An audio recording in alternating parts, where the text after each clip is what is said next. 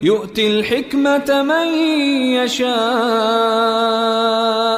ومن يؤت الحكمة السلام عليكم ورحمة الله وبركاته نحمده ونصلي على رسوله الكريم أما بعد আজকের এই দরসে আমরা আলোচনা করব হাদিস অস্বীকারীদের দলিল এবং সেগুলোর খণ্ডন সম্পর্কে।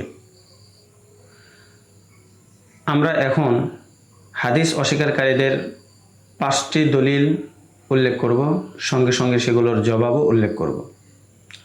1 নম্বর দলিল, হাদিস অস্বীকারীরা বলেন কোরআন কারীমের মধ্যে রয়েছে ওয়ালাকাদ ইয়াসসারনাল কুরআনা লিযিকরি ফাহাল মিন মুদ্দাকির, অর্থাৎ আল্লাহ তাআলা বলেন আর নিশ্চয় আমি কোরআনকে সহজ করে দিয়েছি উপদেশ গ্রহণের জন্য, সুতরাং আছে কি কোনো উপদেশ গ্রহণকারী?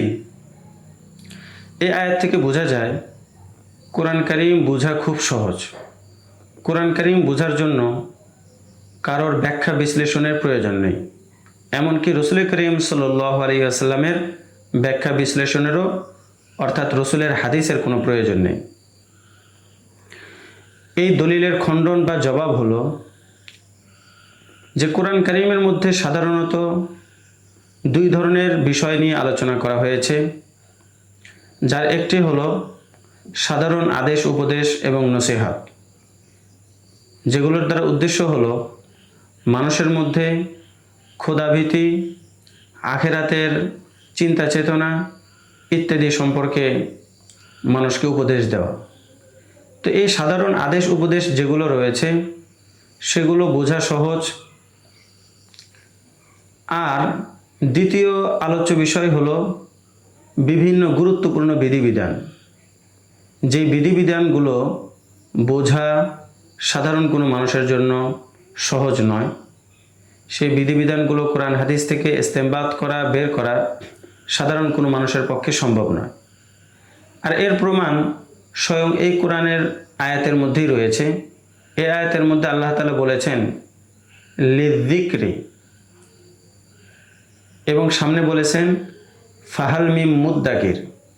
এখানে আল্লাহ তাআলা এটা বলেন নাই ওয়ালাকাদ ইয়াসসারনাল কুরআনা লিল ইস্তিমবাত ফাহাল মিন মুস্তামবিতিন অথবা ফাহাল মিন মুজতাহিদিন, অর্থাৎ এই কোরআনের বিধিবিধান বোঝার জন্য বা বের করার জন্য আমি সহজ করে দিয়েছি, সুতরাং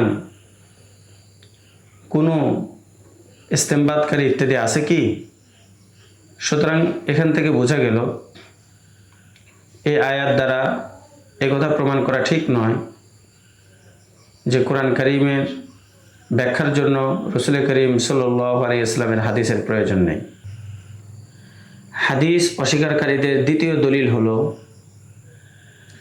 তারা বলেন কোরআন কারীমের অসংখ্য জায়গায় বলা হয়েছে বাইয়িনাত, অর্থাৎ কোরআন কারীমের আয়াতসমূহ সুস্পষ্ট। এখান থেকে বোঝা যায় কোরআন কারীম নিজেই স্পষ্ট। কোরআন কারীম বোঝার জন্য কারোর কোনো ব্যাখ্যা বিশ্লেষণ বা রাসূলের হাদিসের প্রয়োজন নেই। এই দলিলের জবাব হলো সাধারণত কোরআন কারীমের আয়াতসমূহকে সুস্পষ্ট বলা হয়েছে সেই সকল ক্ষেত্রে যেখানে ইসলামের মৌলিক বিধান যেমন তাওহীদ, রিসালাত এবং আখিরাত, এই আকীদাগুলো এবং সেগুলোর দলিল উল্লেখ করা হয়েছে, সেগুলোকে বাইয়িনাত বলা হয়েছে। কারণ ইসলামের আকীদা, মৌলিক আকীদা এবং সেগুলোর দলিল খুবই সুস্পষ্ট। অন্যান্য ধর্মের ন্যায় সেগুলোর মধ্যে কোনো জটিলতা বা প্যাচ নেই যা সাধারণ মানুষের বোধগম্য হবে না।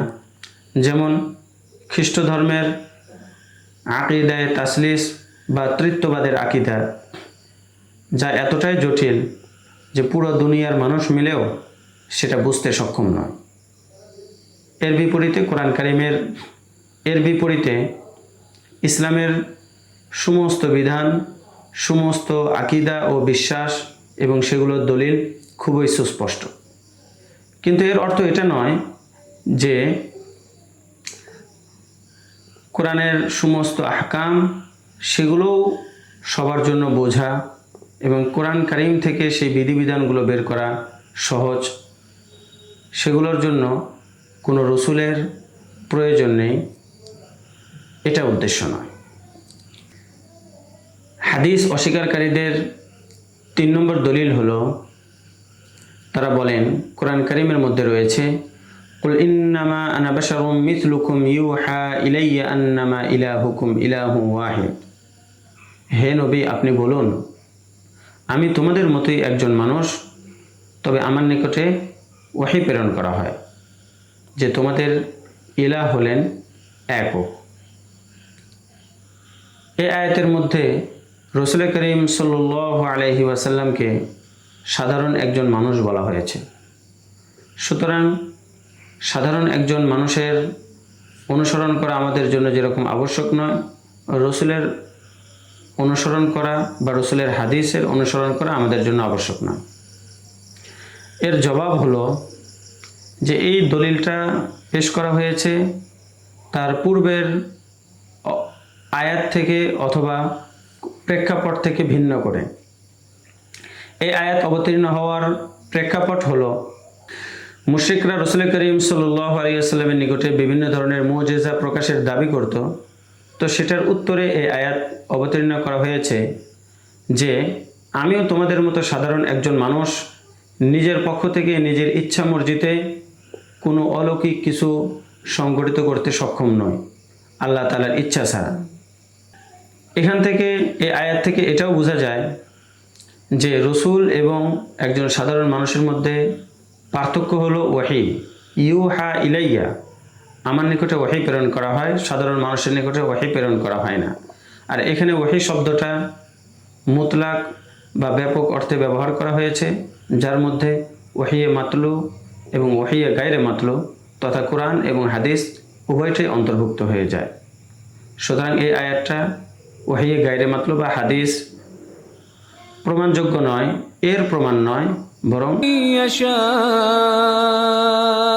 ومن يؤت الحكمة فقد أوتي خيرا كثيرا وما يذكر إلا أولو الألباب